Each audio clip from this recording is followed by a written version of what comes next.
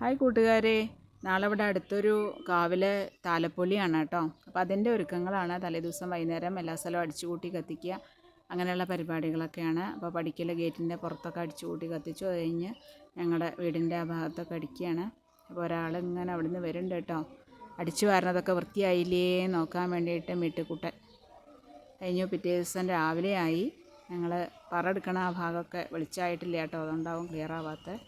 അവിടെയൊക്കെ അടിച്ച് കഴുകുകയാണ്. ഉമ്മറ ഭാഗമൊക്കെ അടിച്ച് കഴുകി കഴിഞ്ഞ് കുളിച്ച് വന്ന് ഞങ്ങൾ കാവിലേക്ക് പുറപ്പെട്ടു. ഞങ്ങളെല്ലാവരും കൂടി കാവിലേക്ക് പോകണം. കുറച്ച് ദൂരമുണ്ട്. മുമ്പേയൊക്കെ നടന്നിട്ടാണ് പോയിരുന്നത്. ഇപ്പോൾ സമയം കിട്ടാറില്ല നടക്കാനൊന്നും. അപ്പോൾ അതാ കാറിൽ പോയി അവിടെ എത്തി.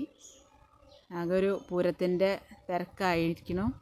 7 മണി ആയിട്ടുള്ളൂ, പക്ഷെ നിറച്ച ആൾക്കാരാണ്.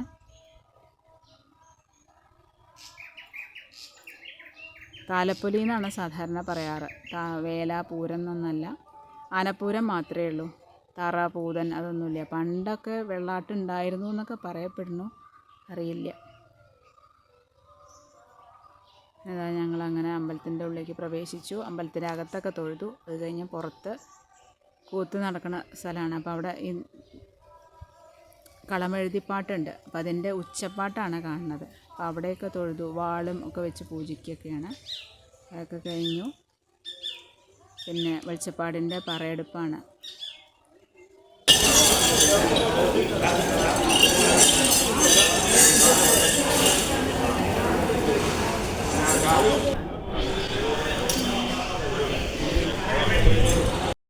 ചെറിയൊരു അമ്പലമാണ്. ഭഗവതി പാമ്പന്മാർ ക്ഷേത്രപാലം, ഇത്രയേ ഉള്ളൂ. ചെറിയ അമ്പലമാണെങ്കിലും ഉള്ളതൊക്കെ നല്ല വൃത്തിയിൽ വെടുപ്പുള്ളൊരമ്പലമാണ്. ധാരാളം ആൾക്കാരും ഉണ്ട് തൊഴാൻ. നല്ലോണം ധാരാളം പൂവും മാലയൊക്കെ ആയിട്ട് അലങ്കരിച്ചിട്ടുമുണ്ട്. ഇത് കഴിഞ്ഞ് ഞങ്ങൾ ഞങ്ങളുടെ ശിവൻ്റെ അമ്പലത്തിലേക്ക് പോവാട്ടോ. ഞങ്ങളുടെ തൊട്ടടുത്തുള്ള നേട്ടൻ്റെ പിറന്നാളാണ്. അപ്പോൾ അവിടെ പൂജയ്ക്ക് കൊടുത്തിട്ടുണ്ട്. അപ്പോൾ അവിടെയൊക്കെ തൊഴുത് പായസം വാങ്ങാനൊക്കെ ഉണ്ട്. കഴിഞ്ഞ് ഞങ്ങളുടെ അടുത്ത് തന്നെ ഞങ്ങളുടെ തറവാട്ടിലെ കൃഷ്ണൻ്റെ അമ്പലമുണ്ട്. അവിടെയും തൊഴുതു. ഒക്കെ കഴിഞ്ഞ് ഞങ്ങൾ തിരിച്ച് ഞങ്ങളുടെ വീട്ടിലേക്ക് തന്നെ പോന്നു കേട്ടോ. അങ്ങനെ ഇതാ വീട്ടിലെത്തി. ഇനി പറ വരും 10:30 ആകുമ്പോഴേക്കും.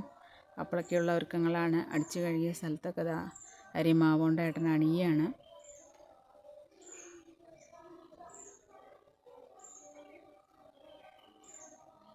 കഴിഞ്ഞതാ പറ വരവാണ്. വെളിച്ചപ്പാടും കൊട്ടും വാദ്യമൊക്കെ ഉണ്ട്. ആനയും ഭഗവതിയൊക്കെ ഉണ്ട്. ആനപ്പുറത്ത് ഭഗവതിയുടെ തടമ്പൊക്കെ ഉണ്ട്. പക്ഷെ അവരും കൂടെ ഇറങ്ങാറില്ല. എല്ലാ കൊല്ലം വരാറുണ്ട്. കൊല്ലം എന്തോ വരുന്നില്ല എന്ന് പറഞ്ഞു. ഇപ്പോൾ ഏട്ടൻ പറ ചൊരിയാണ്.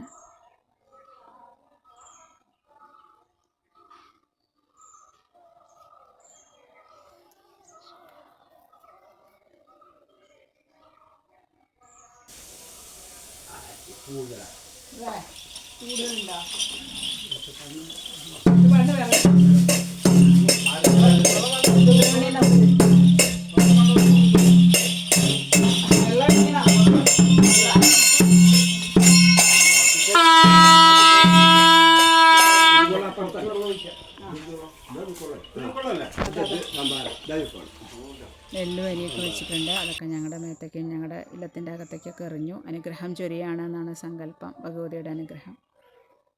എനിക്ക് സംഭാരം കൊടുക്കലൊക്കെ ആയിരുന്നു ഡ്യൂട്ടി. സംഭാരം ചുക്കുവെള്ളമൊക്കെ വന്നവർക്കൊക്കെ കൊടുത്തു. കഴിഞ്ഞ് അവർ പോവുകയാണ്. അപ്പോൾ ആനയ്ക്ക് ഭക്ഷണം കൊടുക്കാറുണ്ട്. ഇഡ്ഡലി, ഉപ്പുമാങ്ങ, നേദ്യം, പായസം, ശർക്കര,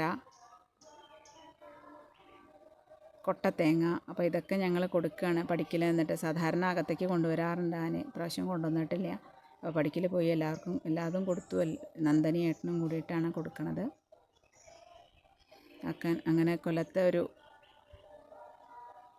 താലപ്പൊലി ആഘോഷം കഴിയുകയാണ്.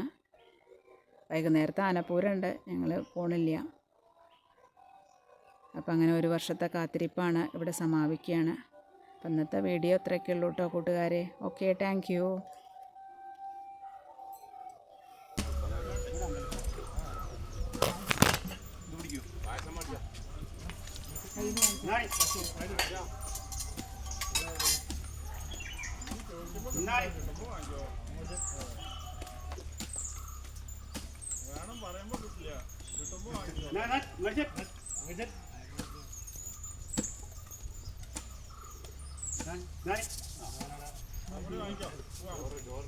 ഞാനത്തെ പഴം കൂടെ ഉണ്ടായിരുന്നു അത് വാഴ വെച്ചിരിക്കുക ഈ വീട്ടിൽ എത്തിയ പഴം കുറെ കയ്യിലുണ്ടായിരുന്നു അത് ചാമ്പി